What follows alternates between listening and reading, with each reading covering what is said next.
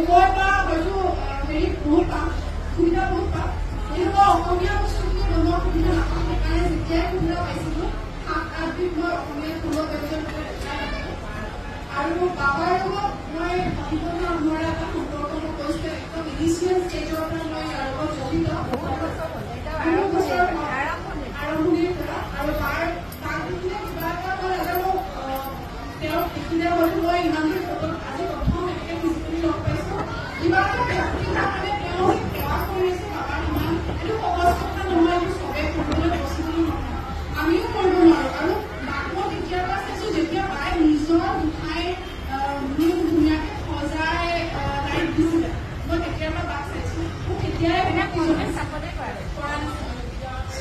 এটাই ক'ব বিচাৰোঁ য'ত ভক্তি আছে তাতে আপোনালোকৰ যিখিনি সমস্যা আছে তাৰ সমাধান আছে য'ত ভক্তি নাই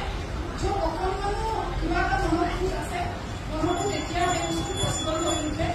আৰু ইমান সুন্দৰ চিষ্টেম কৰি দিছে আপোনালোক যাতে সেই চিষ্টেমৰ অনুসৰি আগবাঢ়ি যাওক সকলোকে ভগৱান দৰ্শন পাবলৈ ইচ্ছা সকলোৱে যাতে ভালকৈ দৰ্শন কৰে সকলো সুখী থাকক আৰু কি কওঁ মই ইমানখিনি কোৱাৰ যোগ্য নহয় আজি বহুত ভাল লাগিল আৰু অভিনৱ মন্দিৰৰ সমূহ কৰ্মকৰ্তাৰ লগতে শিকাবাক অশেষ ধন্যবাদ ইমান স্পেচিয়েল এটা